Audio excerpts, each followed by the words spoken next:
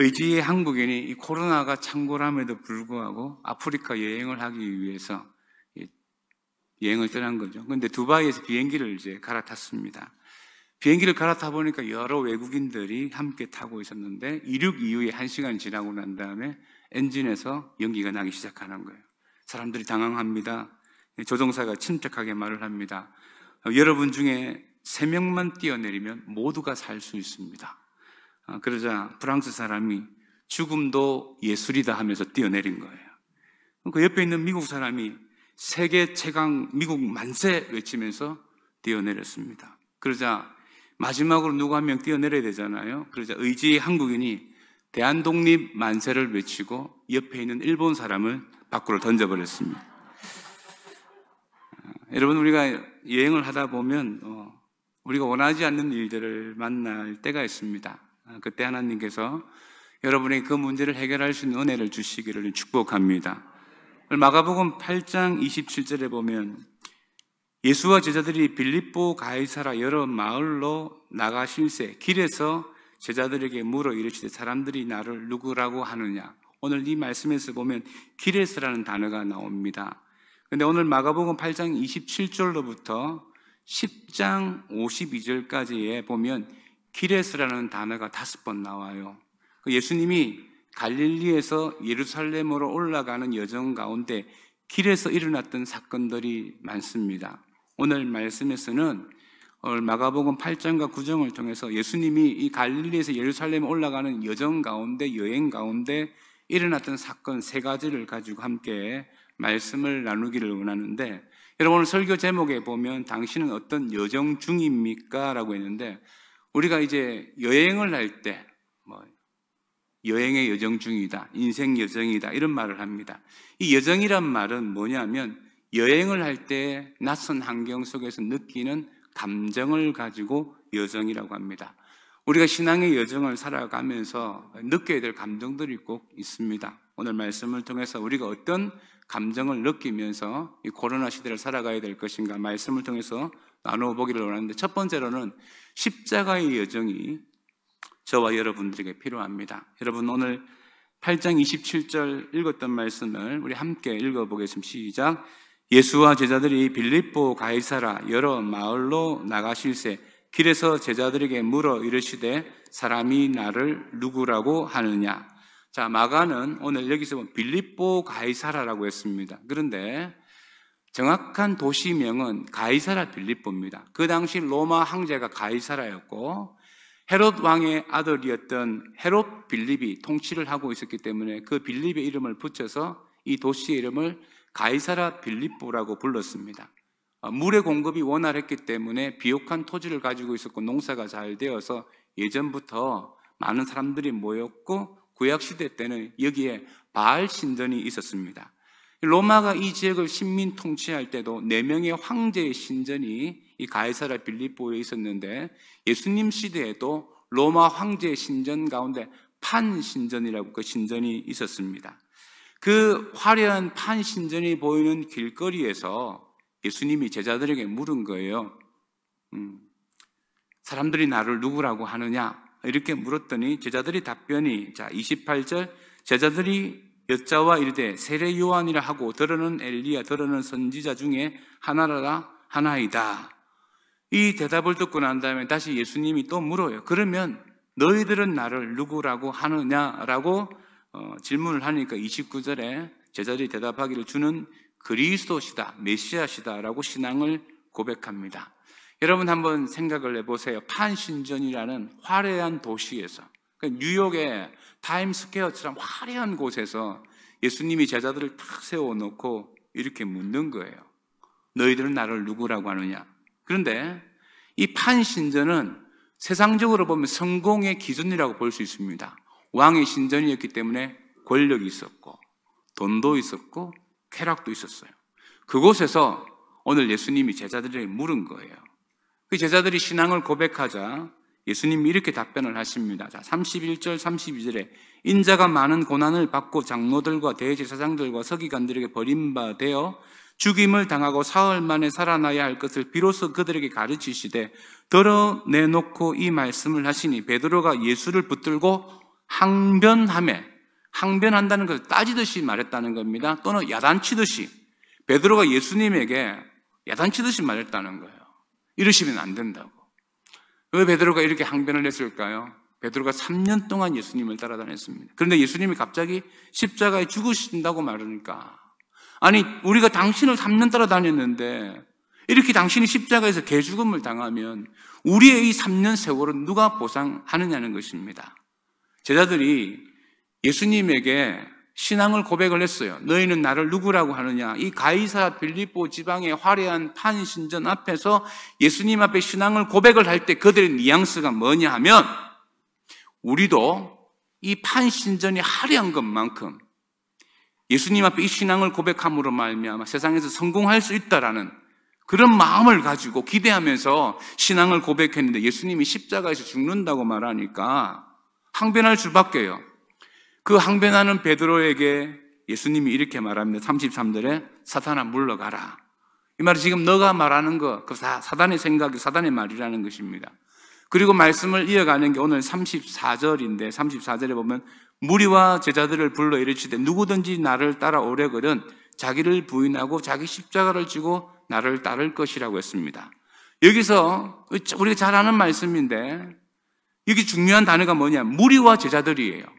오늘 예수님이 자기를 부인하고 자기 십자가를 지고 따라오라 그랬을 때 목회자나 장로님이나 교회 중직자나 뭐 제자훈련 받는 사람이나 이런 사람들에게만 말씀하신 것이 아니고 무리와 제자들이라고 했습니다.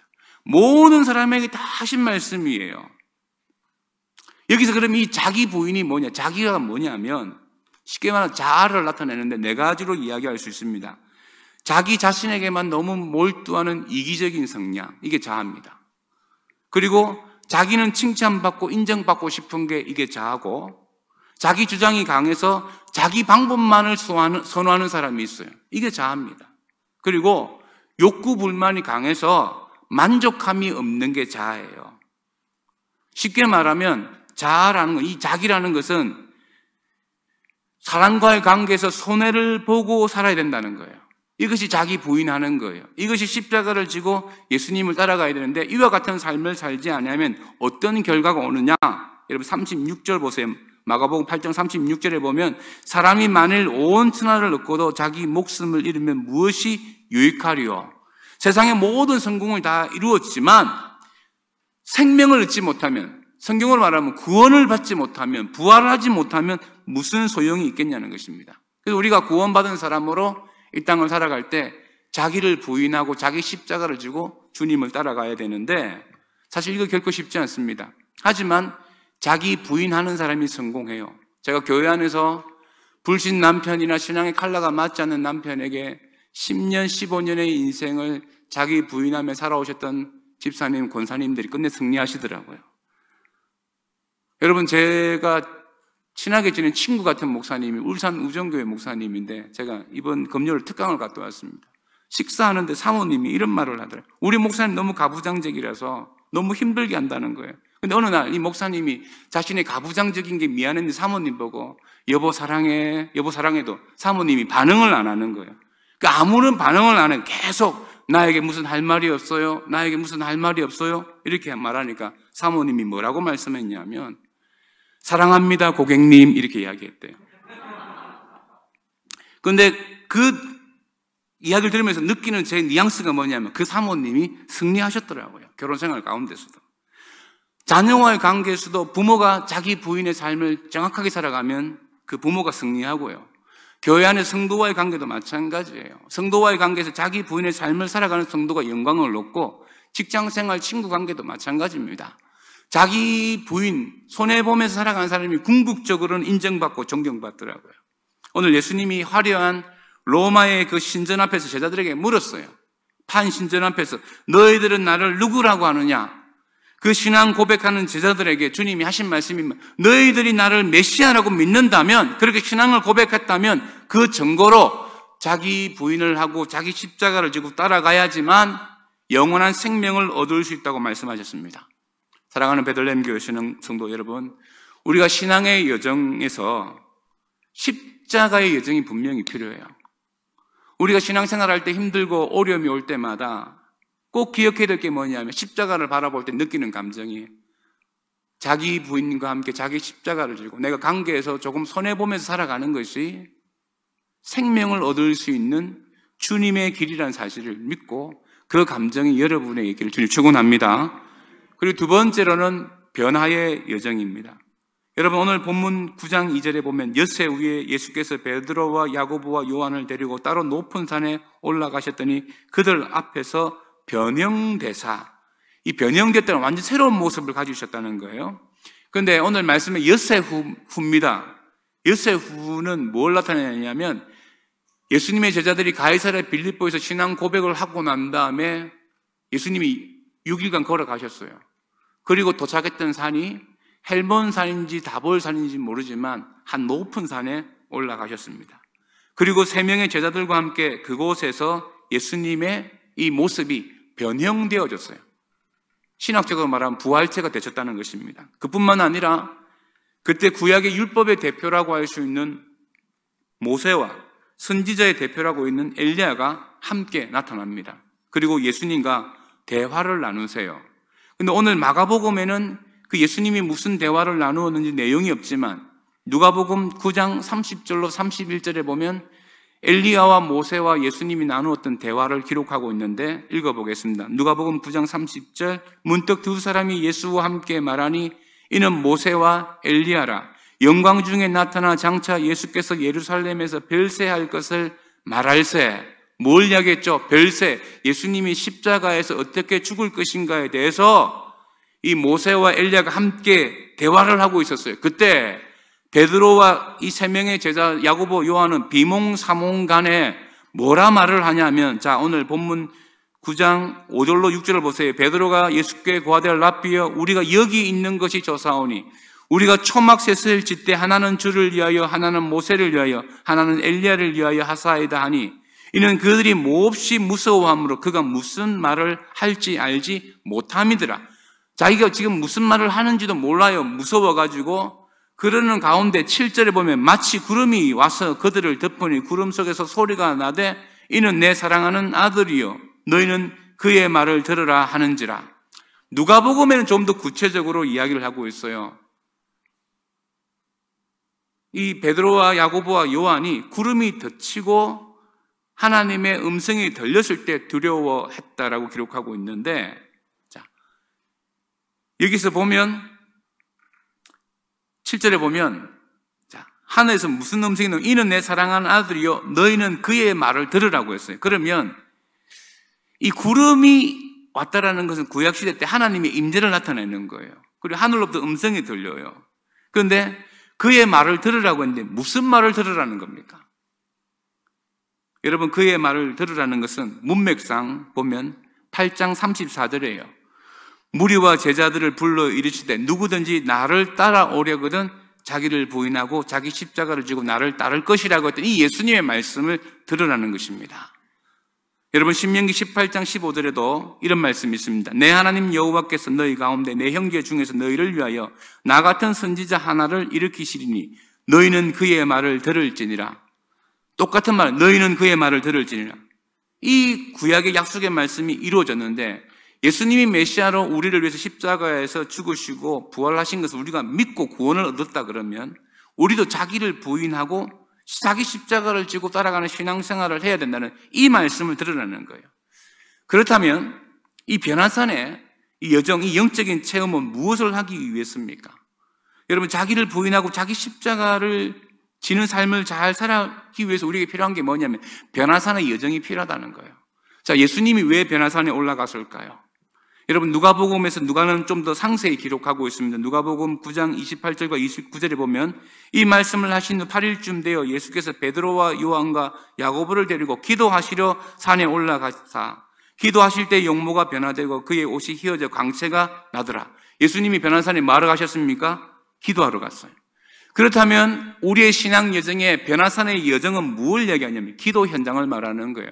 이게 새벽 기도가 되었던 금요 성령 집회가 되었던 여러분 개인 기도가 되었던 이 변화산의 여정이 우리에게 필요합니다. 왜 필요하냐면 기도로 은혜를 받고 응답을 받아야지만 주님과의 관계에서 내 자신을 부인하고 십자가를 질 수 있고 여러분 부부 관계, 자녀와의 관계, 직장에서 직원들과의 관계, 여러분 친구 관계도 자기 부인을 할 수 있는 것은 변화산의 은혜를 경험해야 된다는 겁니다. 여러분 이게 우리 힘으로 가능하다고 생각하세요? 여러분 불가능합니다. 저는 오늘 결혼 기념일입니다. 제가 오늘 아침에 하나님 앞에 감사했어요.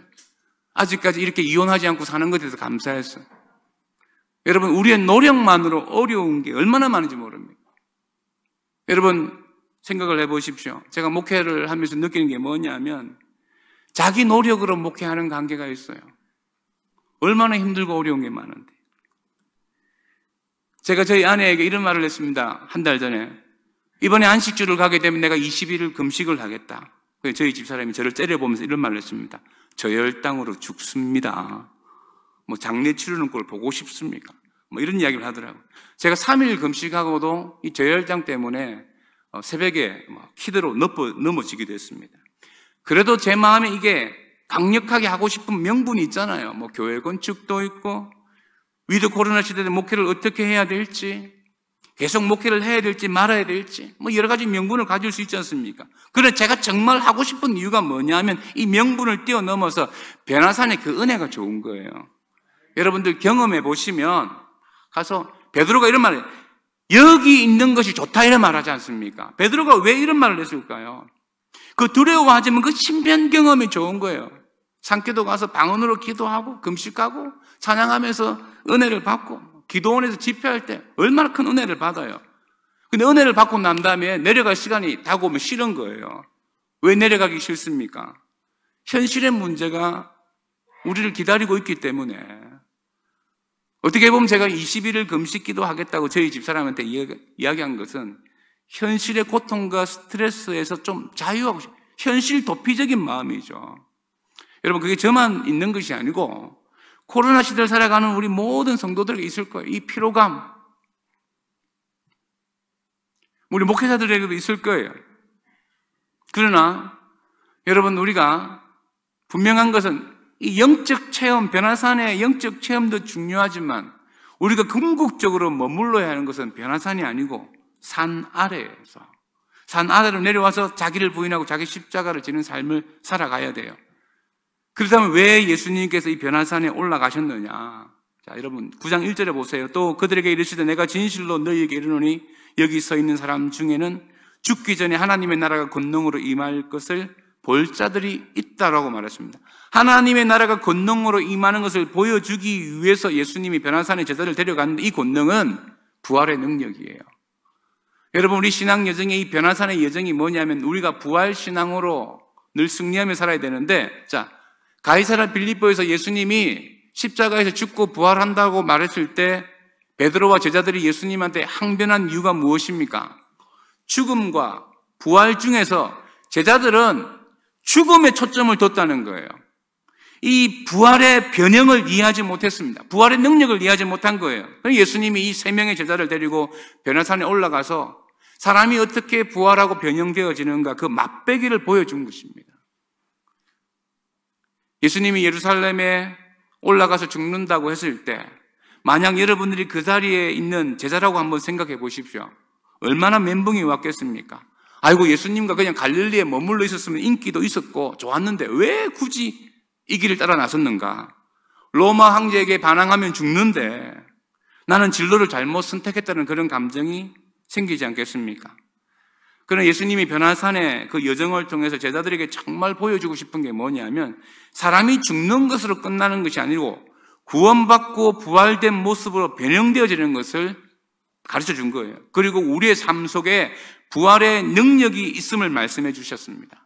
여러분 오늘 그 9절 보십시오. 그들이 산에서 내려올 때에 예수께서 경고하시되 인자가 죽은 자 가운데서 살아날 때까지는 본 것을 아무에게도 이르지 말라 하시니 이 말씀이 뭐냐면 예수님이 십자가에 죽으시고 부활하실 때까지 이 변화산의 사건은 비밀로 하라고 말씀하셨습니다. 자, 여러분 우리 신앙 여정에 그럼에도 불구하고 이 비밀스러운 변화산의 여정이 왜 필요하냐면 변화산에 올라가실 때 하늘에서 구름이 임하고 음성이 들렸어요. 이는 내 사랑하는 아들이다. 1차적으로 누구에게 한 말입니까? 예수님에게 하신 말씀이에요. 그러나 이 성경을 읽는 저와 여러분들에게는 2차적으로는 저와 여러분에게 하는 말씀입니다. 이 코로나 시대를 살아가는 저와 여러분에게 우리가 변화산의 그 자리에 올라가면 주님께서 우리에게 기도를 통해서 너는 내 사랑하는 아들이다, 내 사랑하는 딸이다, 내가 너를 고쳐주마, 내가 너를 회복시켜주마, 이 음성을 들을 수 있어야 되는 거예요. 아무에게 말 못하는 비밀일지언정 여러분들은 우리 신앙 여정에서 꼭 변화산을 경험해야 됩니다. 여러분, 왜 신앙이 힘들고 어렵습니까? 지금 코로나 시대가 왜 힘든지 아십니까? 우리가 모여서 기도할 수도 없었고 변화산의 여정을 경험할 수 있는 그런 환경이 자꾸 부족하기 때문에 그런 거예요. 여러분, 코로나 피로감으로 스트레스로 힘들고 어렵습니까? 스스로 변화산의 여정을 찾으십시오. 비밀스럽지만 하나님이 여러분에게 하시는 그 음성을 들으십시오. 너는 내 사랑하는 아들이다. 내가 너를 회복시키고 너를 축복하고 너를 고치겠다는 그 은혜를 경험하시길 축원합니다. 그리고 마지막 세 번째로 의심과 믿음의 여정이 있습니다. 예수님이 3명의 제자들과 함께 변화산에서 신비한 은혜를 경험하고 있을 때 산 아래의 9명의 제자들은 자신의 아들이 귀신 들려서 고침받기를 찾아온 아버지의 부탁을 해결하지 못하고 있었습니다. 그런데 오늘 여러분 마가복음 6장 7절에 보시면 제가 읽어보겠습니다. 12 제자를 부르사 둘씩 보내어 더러운 귀신을 제어하는 권능을 주시고, 보세요. 지금 우리 마가복음 9장이잖아요.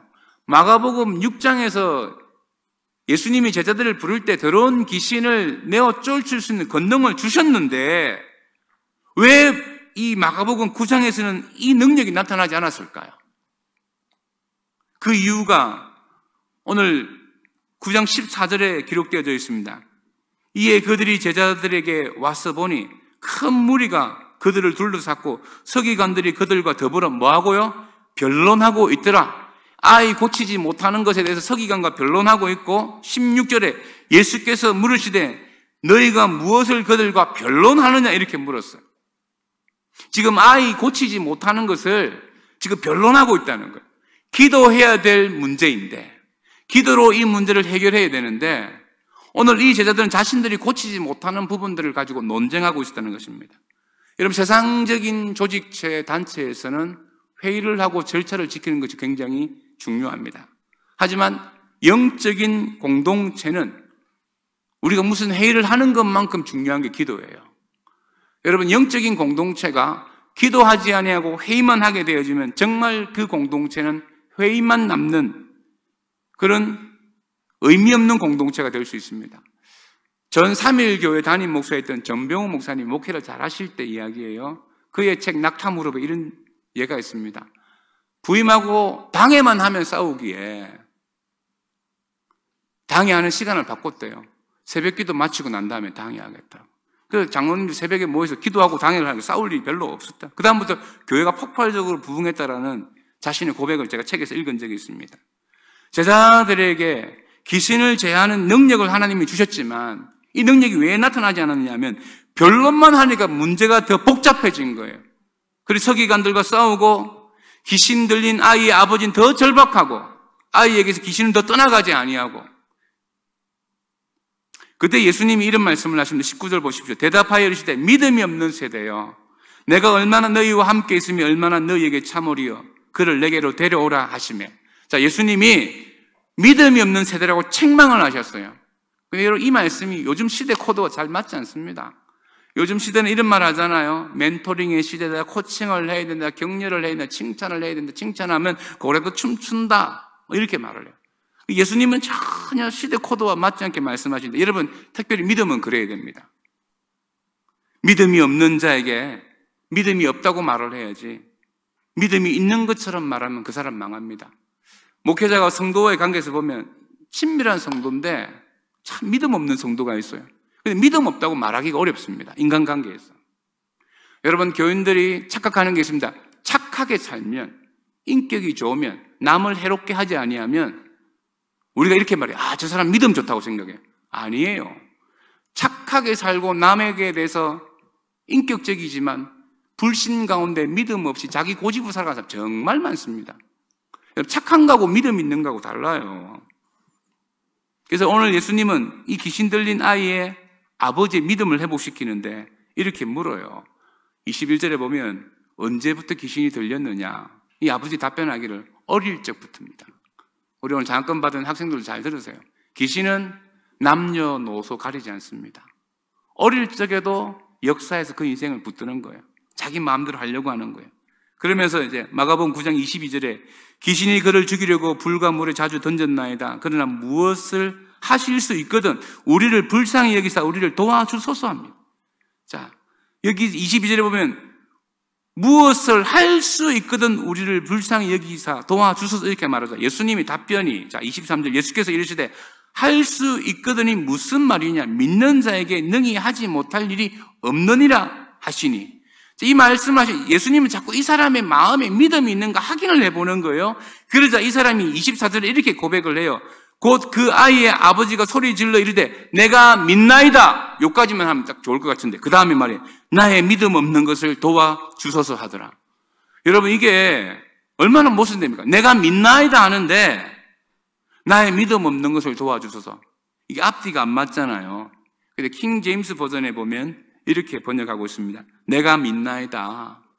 하지만 내 마음속에 의심이 있는 것을 도와주세요.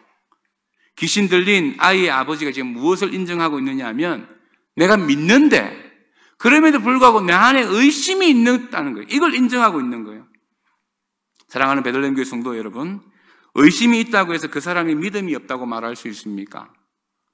그렇게 말하면 여러분 지금까지 착각하며 신앙생활을 한 거예요. 우리 안에는 의심과 믿음이 함께 공존할 수 있고 갈등이 있을 수 있습니다. 내가 의심하는 것은 결코 부끄러운 일이 아닙니다. 도움을 받아야 될 일이지. 내가 의심을 가지고 예수님께 나아가면 예수님은 그 의심을 가지고 믿음으로 만들고 기적으로 역사하여 주실 줄 믿습니다. 그래서 오늘 25절 26절에 보면 예수께서 이렇게 행동하십니다. 예수께서 무리와 달려와 모이는 것을 보시고 그 더러운 귀신을 꾸짖어 이르시되 말 못하고 못 듣는 귀신은 내가 내게 명하노니 그 아이에게서 나오고 다시 들어가지 말라 하시매 귀신이 소리 지르며 아이로 심히 경련을 일으키게 하고 나가니 그 아이가 죽은 것 같이 되어 많은 사람이 말하기를 죽었다 하나. 자 보세요. 예수님이 아이를 고친다. 아이가 막 경련을 일으키면서 지금 그 죽은 것 같이 되었어요. 이때 사람들의 반응이 어땠을까요? 야, 아이가 죽었나 보다. 죽음의 공포에 지금 다 이렇게 두려워하고 있을 때입니다. 그런데 여러분 이때 변화산에 올라가서 부활의 능력을 경험하고 왔던 베드로와 야고보와 요한은 어떤 마음으로 보고 있었을까요? 아이가 지금 죽은 것 같아요. 이 상황 가운데 그들은 이런 마음이 있었을 거예요. 우리 주님이 함께 하시면 사람은 부활할 수 있다. 할렐루야. 죽어도 살아날 수 있다. 할렐루야. 요 차이예요. 우리의 삶에서 이 의심과 믿음에서 왜 부활의 능력이 필요하냐면 아이가 죽은 것 같지만 그것이 변화산의 은혜를 경험한 사람은 부활의 능력으로 보면 우리 주님이 해결한다는 것입니다. 여러분 우리 신앙의 여정에 의심이 올 때가 있어요. 이런 거 있잖아요. 나는 자격이 안 돼서 기도하지 못한다. 나는 자격이 안 되기 때문에 주님 앞에 나가지 못한다. 자기 자격을 원하고 주님 앞에 못 나가는 사람이 있어요. 또 이런 사람도 있어요. 자기는 완벽한 믿음을 갖추었기 때문에 주님 앞에 못 나가는 사람이 있습니다. 쉽게 표현하면 이런 거예요. 나는 믿음의 수준이 있기 때문에 우리 부목사님들이 가르치는 성경 공부는 내 수준하고 안 맞다는 거예요. 적어도 담임 목사님이 하는 성경 공부가 내 수준에 맞다는 거예요. 담임 목사님이 성경 공부를 가르칠 때까지 기다리겠다는 겁니다. 그럼 그 사람은 계속 못 나가는 거예요. 자기 수준은 높지만 주님 앞에 못 나가는 겁니다. 여러분 내가 부족해도 내가 완벽해도 중요한 것은 내가 지금 주님 앞에 나가서 손을 내밀 때 주님이 내 손을 잡아주실 줄 믿습니다. 여러분이 27절 보세요. 예수께서 그 손을 잡아 일으키시니 이에 일어서니라. 예수님이 손을 잡으니 기적이 일어났잖아요. 자 그럼 이래 한번 생각해봐요. 이때 이 아버지의 마음에 믿음으로만 완벽했습니까? 아니 의심이 있었어요. 근데 의심이 있었는데 주님이 고쳐주셨어요. 여러분 이게 복음입니다. 여러분 우리는 자꾸 완벽한 수준과 완벽한 행위를 해야지만 하나님이 우리에게 응답하신다고 생각하는데 복음은 우리의 자격과 상관이 없습니다. 복음은 은혜예요. 복음은 은혜예요. 우리의 신앙의 여정에서 자기를 부인하고 자기 십자가를 지고 주님 따라가는 거 쉽지 않아요. 그래서 우리에게는 항상 변화산의 신비로운 은혜의 경험이 필요합니다.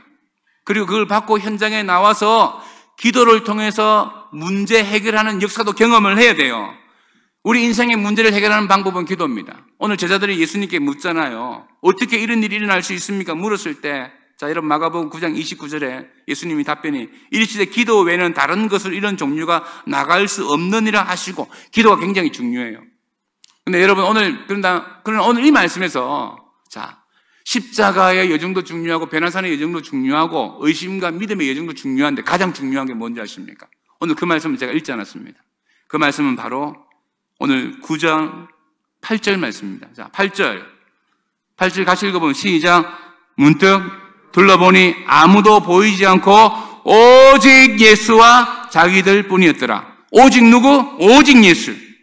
구름이 다 물러가고 모세와 엘리야도 보이지 않고 뭐야? 오직 예수만 보였다는 거예요. 여러분, 우리 신앙의 여정에서 가장 핵심이 뭔지 아십니까? 자기 십자가를 지고 자기를 부인하고 따라갈 때 힘들고 어려워요. 근데 그때도 우리에게 보여야 될 분은 오직 예수뿐인 거예요. 변화산에서 그 어떤 신비한 경험을 한다 할지라도 그때도 우리에게는 오직 예수만 보여야 되고, 여러분의 기도를 통해서 여러분 삶 속에 기적과 능력이 나타날 그때에도 오직 예수만 보여야 되는 거예요. 그러면 오직 예수만 보고 살아가는 방법이 뭔지 아십니까? 그게 바로 예배입니다. 여러분, 제가 너무 평이한 대답을 하는 것 같아서, 답을 주는 것 같아서 감동이 없는데, 오직 예수를 바라보는 건 예배밖에 없어요. 사람은 자기가 원하는 것을 다 예배하며 살아갑니다. 예배가 뭐냐 하면 자기가 존경하고 숭배하는 거예요. 어떤 사람은 돈을 예배하고, 어떤 사람은 권세를 예배하고, 어떤 사람은 명예를 예배하고, 어떤 사람은 쾌락을 예배하고, 어떤 사람은 취미생활을 예배하는 거예요. 어떤 사람은 자기 성공을 예배하는 거예요. 그런데 우리 신앙 여정에서 제일 중요한 게 뭔지 아십니까? 오직 예수만 보여야 되는 거예요. 우리가 이 코로나 시대에도 예배의 자리를 지켜야 되는 이유가 뭐냐면, 신앙의 여정에 그 어떤 어려움과 신비한 경험과 기적을 경험해도 그 자리에 예수만 보여야 되는 거예요. 여러분 보십시오. 지금 여러분 눈에 예수가 보이고 계십니까? 오직 예수만 보이시나요?